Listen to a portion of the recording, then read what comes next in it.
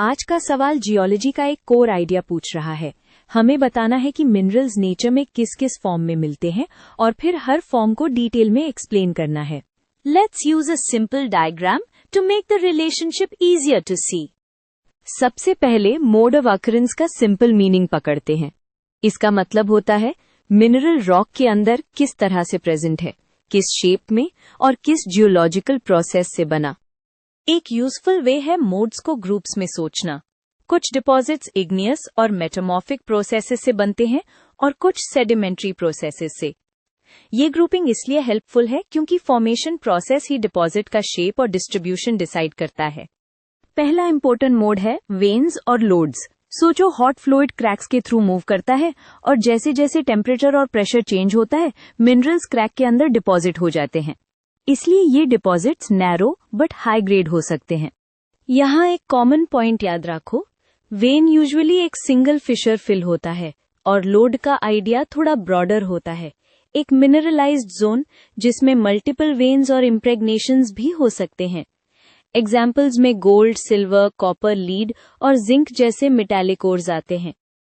Next mode है disseminated deposits. यहाँ mineral एक कॉन्टिन्यूस बैंड की तरह नहीं होता, बल्कि होस्ट रॉक के अंदर छोटे छोटे ग्रेन्स के फॉर्म में स्प्रेड होता है। रीजन ये है कि मिनरलाइजेशन रॉक मास में ब्रॉडली परमिएट कर जाती है। डिसेमिनेटेड डिपॉजिट्स का की इम्प्लीकेशन माइनिंग के लिए होता है। ग्रेड लो हो सकता है बट वॉल्यूम ह्यूज होता है। इसी लॉजिक से ओपन कास्ट, बल्क माइनिंग और बेनिफिसिएशन प्रोसेसेस इंपॉर्टेंट बन जाते हैं। कॉपर परफायरी टाइप डिपॉजिट्स इसके क्लासिक एग्जाम्पल्स हैं। अब आते हैं सेडिमेंट्री अकरेंसेस पर, जहां लेयरिंग का कॉन्सेप्ट स्ट्रांग होता है। पहला सेडिमेंट्री मोड स्ट्रैटिफाइड और bedded deposits. Sediments layer by layer deposit होते हैं और मिनरल्स भी बेड्स की तरह कंटिन्यूअस शीट्स में मिलते हैं। बेडेड डिपॉजिट्स में कॉन्टिन्यूइटी ज्यादा होती है, इसीलिए मैपिंग और रिजर्व एस्टिमेशन रिलेटिवली इजियर होता है। टिपिकल एग्जाम्पल्स हैं coal, gypsum, limestone and some iron and manganese deposits. एक और सेडिमेंट्री रिलेटेड मोड है प्लेसर या एलुवियल डिपॉजिट्स। यहाँ आइडिया सिंपल है, वेदरिंग से हेवी मिनरल्स रिलीज होते हैं, रिवर वेव्स उनको ट्रांसपोर्ट करते हैं और हेवी होने की वजह से वो स्पेसिफिक स्पॉट्स पर कॉन्सेंट्रेट हो जाते हैं। प्लेसर डिपॉजिट्स को याद रखने का ट्रिक है sorting by density. Light particles आगे निकल जाते हैं, हेवी पार्टिकल सेटल।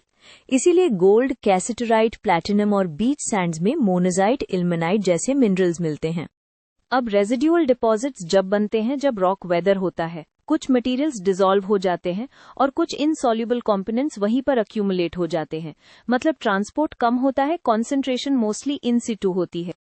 रेजिडुअल का कॉमन एग्जाम्पल बॉक्साइट है, जो इंटेंस वेदरिंग और लीचिंग से फॉर्म होता है। लैटेराइट प्रोफाइल्स में आयरन और एल्यूमिनियम एनरिचमेंट भी इसी आइडिया को सपोर्ट करता है।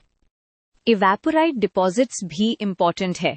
जब क्लोज्ड बेसिन्स या लगून्स में पानी इवेपोरेट होता है, डिसॉल्व्ड सॉल्ट्स प्रेसिपिटेट हो जाते हैं।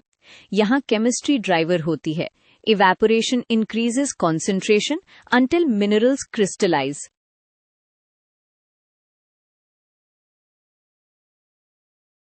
इवेपोराइट्स के एग्जाम्पल्स हैं रॉक सॉल्ट, पोटैश और जिप्सम। इनमें लेयरिंग भी हो सकती है बिकॉज प्रेसिपिटेशन स्टेजेस अलग अलग सॉल्ट्स को अलग टाइम पर डिपॉजिट कर देती है। कभी कभी मिनरल्स ऑर्गेनिक प्रोसेसेस से भी फॉर्म होते हैं। यहाँ लिविंग मैटर एक्यूमुलेट होता है, बरियल होती है और टाइम के साथ ट्रांसफॉर्मेशन होता है। ये अंडरस्टैंडिंग फॉसिल फ्यूल्स और सम सेडिमेंट्री मिनरल्स में काम आती है। एग्जाम्पल्स में कोल और पेट्रोलियम आते हैं और कुछ कार्बोनेट्स जैसे लाइमस्टोन और चालक भी बायो ओरिजिन हो सकते हैं, जहां शेल्स और स्केलेटल रिमेन्स से डेपोजिशन होती है। एंड में एक एग्जाम रेडी क्लोजिंग लिखना स्मार्ट होता है। मोड ऑफ अकरेंस सिर्फ डिस्क्रिप्शन नहीं, माइनिंग मेथड, एक्सप्लोरेशन स्ट्रैटेजी और ओर ग्रेड टनेज एक्सपेक्टेशंस को डायरेक्टली इन्फ्लुएंस करता है। ये लाइन आपके आंसर को इलैबोरेट फील करवा देती है।